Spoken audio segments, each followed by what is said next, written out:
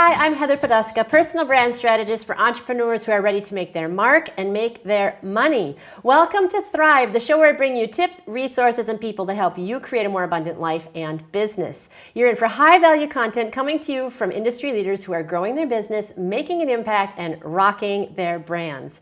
And I'm super excited to have my special guest here today, Steph Palermo. Steph Palermo is an influencer, international speaker, coach, podcast talk show host, and the author of The Only Way is Up. Steph is a highly sensitive intuitive who taps into her gifts and uses her words, either written or spoken, to help people remember who they are in order to live their best life. She believes that by aligning with your true purpose, recognizing your amazingness, and changing your choices, you can alter your entire world. Steph is available for one-on-one coaching, Feel Groovy Coaching workshops, and Keynote Speaking.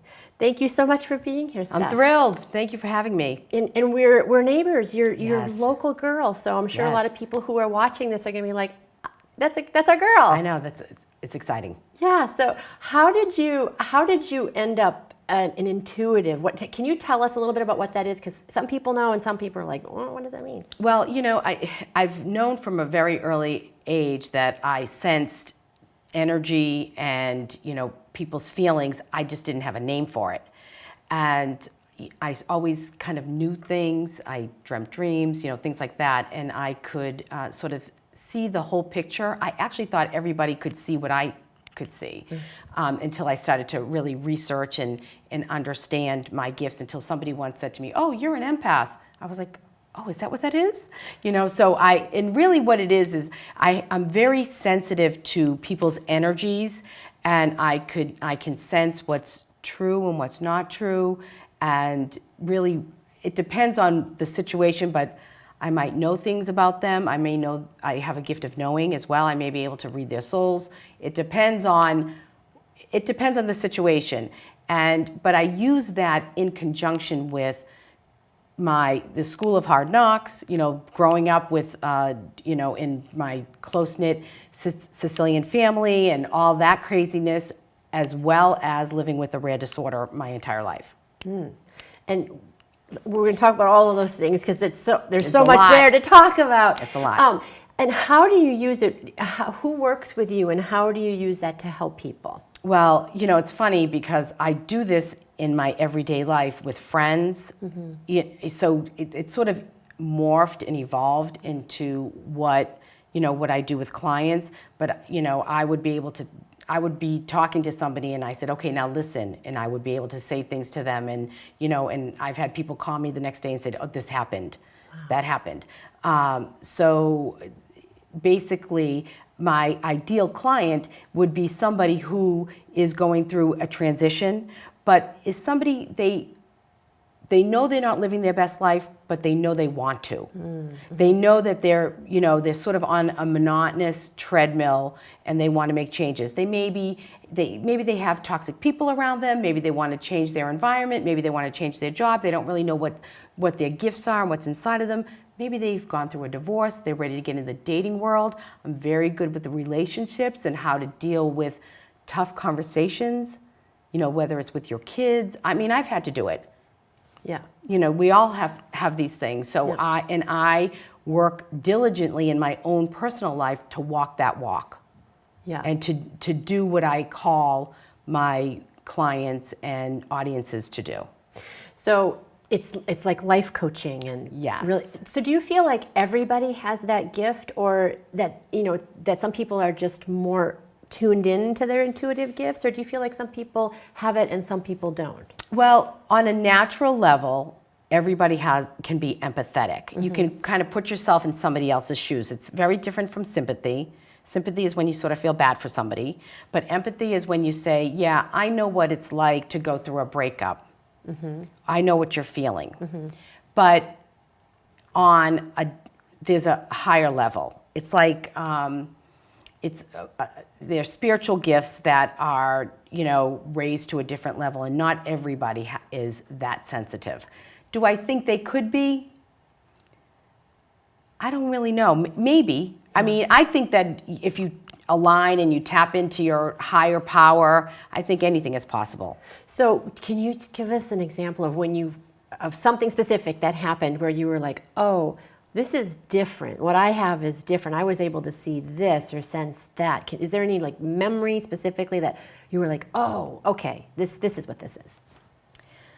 Oh, I'm trying to think. That's kind of a tough question because it just happens to me, when, I recently, I don't know, a couple months ago, I was on a date and I said, it's all coming back to the same spot. I looked at him, I said, oh, you were pretty lonely in your marriage for a long time, weren't you? And he's like, did you just guess that? I'm like, no, I'm reading you right now. Wow. And then I said, she was mean. And he goes, yeah, she was. Wow. So things like that will happen. Yeah. And it depends on where, what's happening, where I'm at, the connection with the person. Yeah. So when you have that, I'm really curious. So when you have that intuitive impulse or the insight that comes through, what is that like for you? What does that feel like? Is it a feeling in your body? Is it something in your brain? What does that feel like for you? Well, it depends. I sometimes get sort of a fuzzy feeling in my head, and I feel like there's pressure. I feel like somebody's squeezing my head and there's pressure on me. Sometimes there is a level of control that we have over our gifts, but I get to that place and I'm like, I have to say this. I have to say that. I have to tell this. And I also will channel through writing. So I will listen and I will feel and I'll start writing, and I have a whole journal of things that I've written for, basically, I feel, for everybody. Talking about getting aligned, talking about love, relationships, the difference, what we're missing out on in life, things like that. So the topic of love and dating and relationships keeps coming up, and you're really an expert on those things. And I know you told me you're going to be serving on a panel about talking about that. Tell us a little bit about how you got involved with that and what you do in terms of your expertise in helping people with love and relationships. Well, I actually really believe, feel, and know that the bottom line to peace in our lives is love, and it starts with loving ourselves first. So how did that start for me? I had to learn to love myself. Growing up with a rare disorder and having to deal with people that weren't nice to me because of that. And really, looking back, it was probably only a small few, and most people were very loving, but you kind of carry the negative forward. I had to learn to love myself and really get comfortable in my own skin, where I could actually laugh about it, talk about it, and just be real. And so because of that, I learned to really love myself and to treat myself like my own best friend. Would I tell my best friend, you're ugly, you're stupid, you're unattractive, you're fat, you're never going anywhere? So we would never tell our best friends that. Right. So if we become our own best friends, so love starts with ourselves, and it starts with aligning and knowing who we are and our amazingness, because we are an indispensable, irreplaceable piece of the universe puzzle. Absolutely. And without us, without our gifts, the universe is lacking. So it starts with us. And then when you start to do that, you start to see, like, everybody, to me, I'm like, oh my God, everybody's so beautiful. Unless somebody's really blatantly ugly to me, and I just kind of even let that go. But everybody has a purpose, and I can look at them and say, they're broken. They don't know what their purpose is if they're not so nice. That doesn't mean I need to have them in my life. It just means that, I can understand and just not have it be held over me. So you start with yourself, and then it starts to trickle. It's a trickle effect with all the people in your world, your family, your friends. I really feel like if you've met me and you feel that you've been loved, I've done my job. Yeah. That's how, and I bring my friends into my home. I mean, it's just a trickle effect. So you have to start with love. So then you move into other love relationships, whether it's your family. I've had to have tough conversations with my kids, after going through a divorce and having to sort of backpedal and to move forward with my children and, kind of undo some wrongs that had been done and work on that. So those are tough conversations. Tough conversations with people with work. And then, of course, now I'm single and now I have to start dating. And what works for me. I mean, not everything works for everybody, but in terms of general being basic across the board, red flags, knowing what you bring to the table so that whoever sits at your table is worthy to be there. Yeah, that's so important. And I love what you're saying, that it's really about self-love. And everybody has things that they're working on that they need to give more love to themselves about. And when you do that, I mean, you become more attractive across the board. Right. And you draw people to you who are also loving themselves. So I love that. I love that you get that. And there's a whole panel of people talking about love. It's a really great thing just to spread that more around. Absolutely. And I had to start dating again at 48, now all of a sudden with my rare disorder all over again. And I had to start to get to be okay in my, again, and say, okay, now I have to think about this. And, but so it's a journey. Yeah. And it's peeling back the onion and getting to that center and getting, and things will rear its ugly head, in a different way. Yeah. Yeah.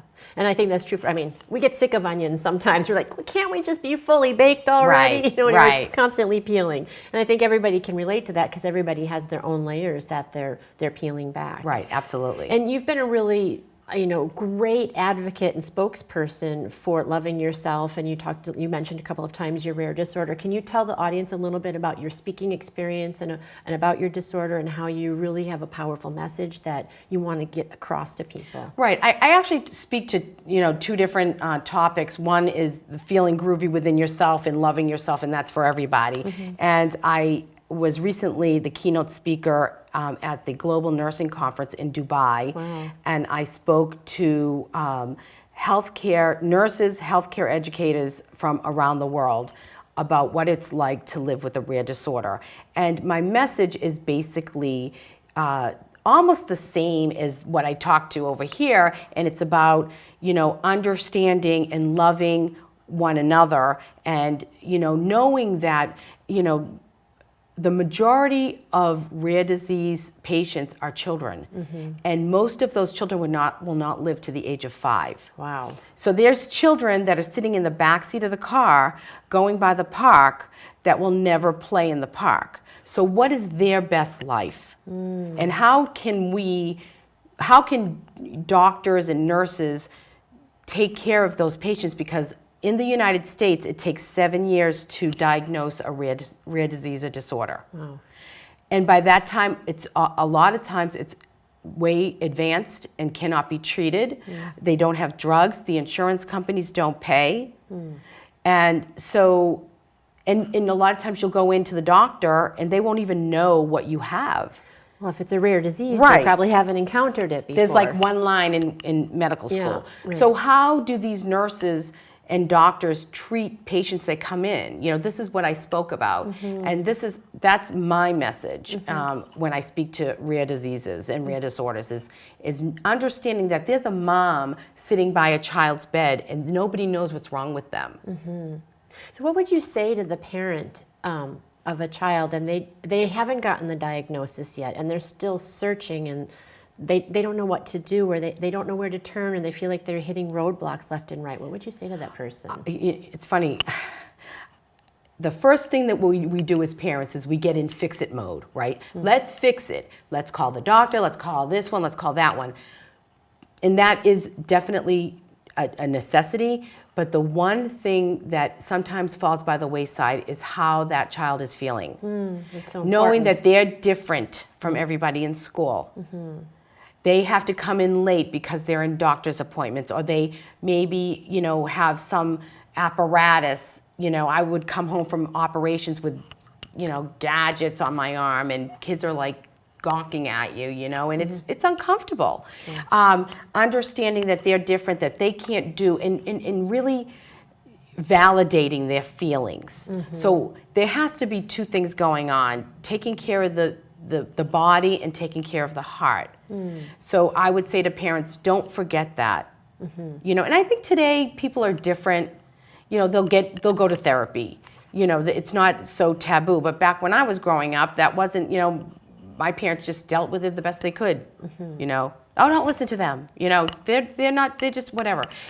So that's. So what do you wish that you would have heard as a kid? What would have made a difference for you? Well, I mean, knowing what I know now, saying something like that hurt.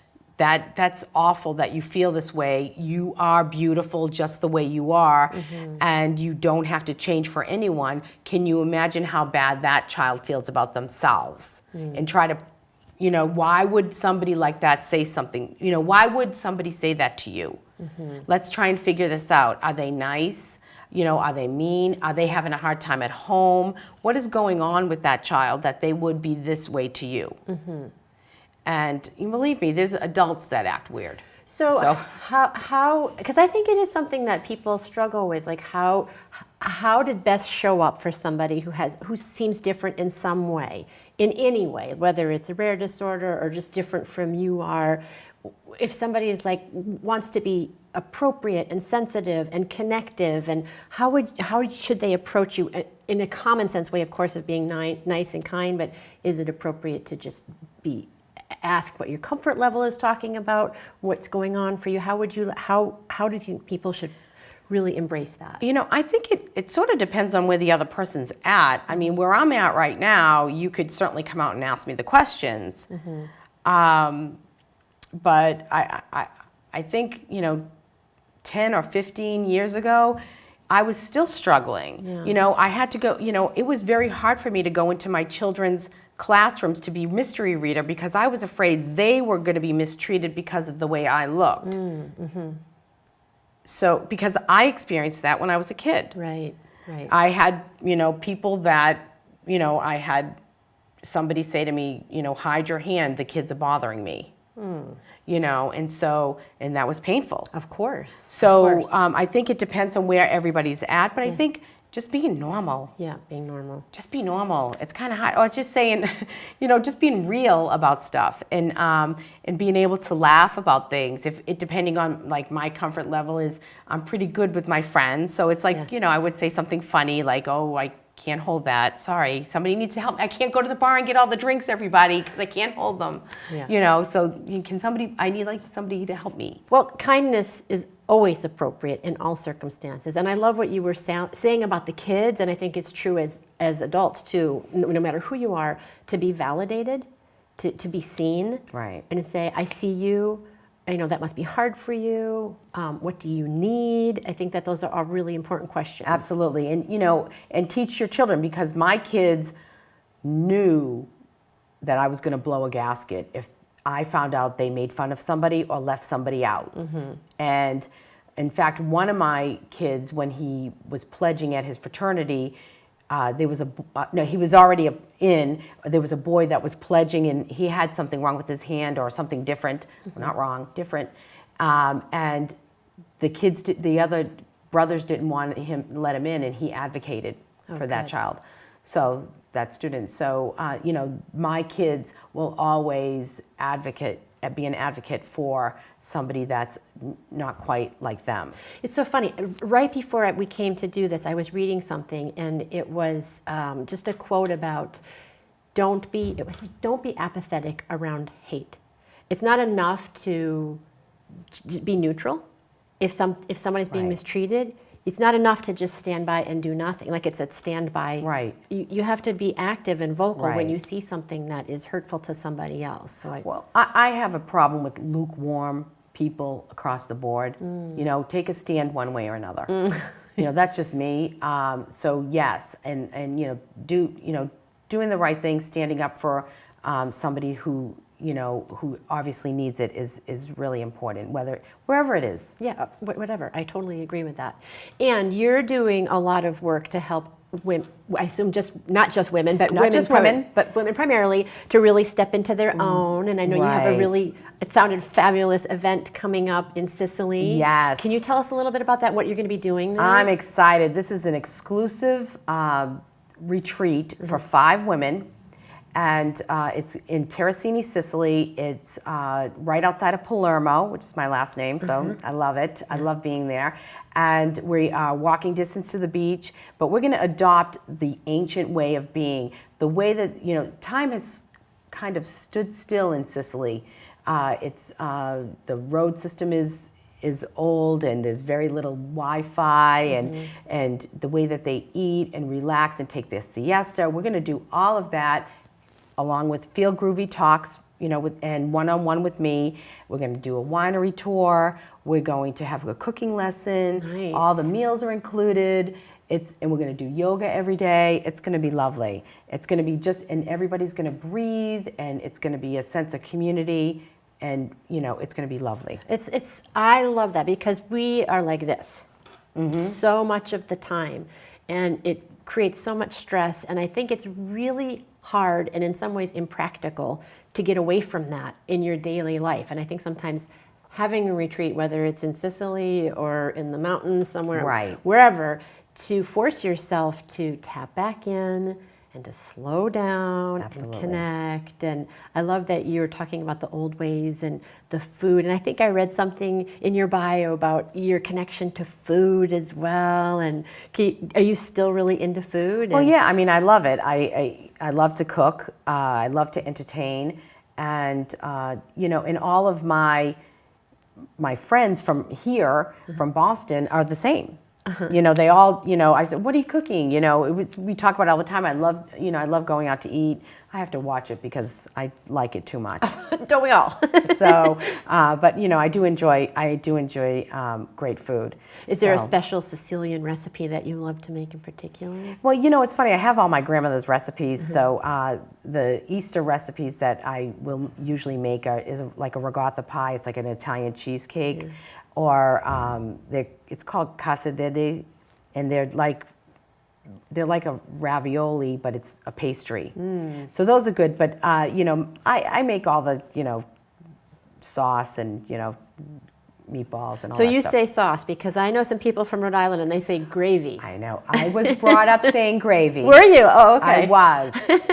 But the proper term is sugo, which is sauce. Okay. That's proper. Where did the gravy come from? Okay, this is where it came from. Okay. When the Italians immigrated to America, there was already, the Irish, the English, they were already here. Yeah. And they were eating like meat with gravy. Oh, I see. But it was what we would call brown gravy. Yeah, yeah. But so the Italians wanted their children to assimilate. They wanted them to be part of the American culture. They wanted to be Americans. They were excited to be Americans. So they started to call their sauce with meat in it gravy. Yeah, wow, that makes sense. I used to work with a woman who was Italian, and she told me when she was younger, her parents would not let her speak Italian because they wanted her to learn English very quickly. Right. So that makes total sense. So they just really wanted to be Americans. This was their, a lot of them were poor, and they just wanted to be Americans. Yeah, that makes sense. So you are doing so many things. You're doing the love board, speaking about love and relationships, and the retreats, and the intuitive coaching, and you also have a YouTube channel. And you were telling me about a program where you did, because we're talking about food, so I'm thinking about the North End when you did the tour of the North End. Tell us a little bit about that. Oh, that was the most fun I could ever have. And for people who aren't from Boston, explain what the North End is. Well, that's the Italian section would be like the Little Italy of New York. Yeah. And my father was raised right on Hanover Street in the North End. Really? Yes. Oh, wow. And so you have that insider authenticity. Both sides, my mother's family and my father's family were from. My mother's family was from Fleet Street because they were fishermen from Sciacca, Sicily, and my father's side was from the end of Hanover Street near the Coast Guard. where because they were all from Riese, Sicily. They worked in the salt mines. Wow. So whole towns came over to the North End and actually lived right by each other. I didn't know So that. there's like the Rizzis down here, the Shagadanis and the fishermen on the other side, the Abruzzese, the Bruzzese and Calabrese. They're all in different sections. I didn't know that. So yes, that's kind of what what happened when they came over, because like their cousins came over, so they all were on the same side of the street. That's so cool. So my father's whole side of the family was on that end of Hanover Street, and so I was brought up in Medford, but I really was brought up in the North End, going, and I loved it so much, and the St. Joseph Society was so wonderful to let me have a home base there, and they took me all around. And my great-grandfather was one of the founders of the St. Joseph Society back in 1920. And my other great-grandfather was a fisherman's society, the Madonna del Soccorso, because they came over and brought their traditions. And so I wanted to talk about all those traditions, and I was able to go to the various restaurants and bakeries, and we talked about the old days, the values, the things that I want people to learn when we go to Sicily. How and what the restaurant owners see as far as people coming in and texting and not really talking. Yeah. What it was like, honor, integrity, loyalty, those things that we seem to have forgotten. Yeah. Everybody's, I'm trying to get that phrase down, where it's every man for himself. That's what I'm trying to say. It's every man for himself, and that's what we live every day, instead of being a community. Yeah. And really helping one another out and being there for one another. And that's what I wanted to bring out by walking around the North End. And so my reality YouTube show, that was pretty much the launch. I'm going to be doing that everywhere. Wow, that's so cool. So if people want to watch that, where do they go? Is it your name? Yeah, it's Steph Palermo. Yes, Steph Palermo on YouTube. I'm definitely going to check that out, because every time I go in there, I'm like, I want to find like that nugget, that authentic place, and then I'm like, I don't know where to go. There's so many places, and I feel like, there's some that are more touristy, right, that are not the real deal. Right. So I'm going to watch, right, because I want to know the real deal. Absolutely. And, my YouTube channel is filled with lots of content on relationships, my radio show, my podcast, all of that is also on my YouTube channel. Wow, cool. So and so they can find you on YouTube. Where else can people find out about you? I'm everywhere. I'm on Facebook. I have my Just Steph page on Facebook. I'm on LinkedIn. I'm on Twitter. Now, Twitter is at Steph Palermo. My Instagram is Just Steph1. And I think YouTube. And tell us a little bit about the book. Is the book available on Amazon? It is. It's also, but I'll tell you, instead of paying for that book, you can sign up for my newsletter and get a free download. Oh, cool. So and what's inside the book? What's The Only Way Is Up? Is it inspiration? It's little stories on how I got comfortable in my own skin. So there's some stories of me going to Sicily. There's just different opinions and things that happened, what it was like to sit at my table on Christmas Day. Wow. With my dad. Did you do the 7 fishes? That Christmas Seven Eve. fish. I don't know if it's 7 fishes Seven or fishes. fish. That's Christmas Eve. It's a little different, but I talked about Christmas Day in this book, and because inevitably my father would invite some stranger to the table, and everyone's going, "Who's that?" and with expletives, who's that down there? And the food and the eating and what it was like, and my cousins and all of that, and it was like a revolving door, and it was crazy. We ate from one end of the house to the other. Oh, sounds fabulous. Sounds fabulous. So, yes, it's all fun. It was all fun. Cool. So everywhere, Steph Palermo, social media, the website, the book is available on Amazon. On Amazon, or for free if you subscribe. Oh, that's right, for free if you subscribe. That's right. But I want to thank you so much for coming on. You are a breath of fresh air. Oh, thank you. Oh my goodness, I love your authenticity, your energy, that you're connected, really connected, and that you know the history of Boston, and that you know the real deal, and that you value those old school values that I think that we're losing, and it's so important to have Absolutely. those. So I really appreciate you sharing that, Thank you. and thank you for bringing that. And I always ask before we end, Steph, what does it mean to you to thrive?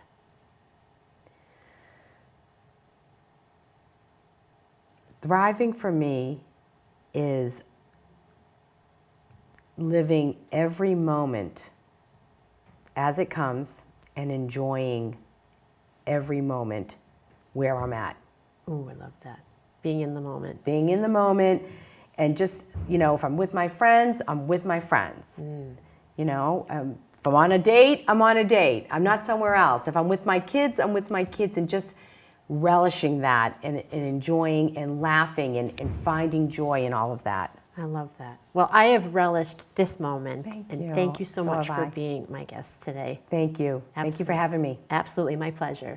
And thank you to all of you, as always. Until next time, here's to hitting all your high notes. Take care. Bye-bye.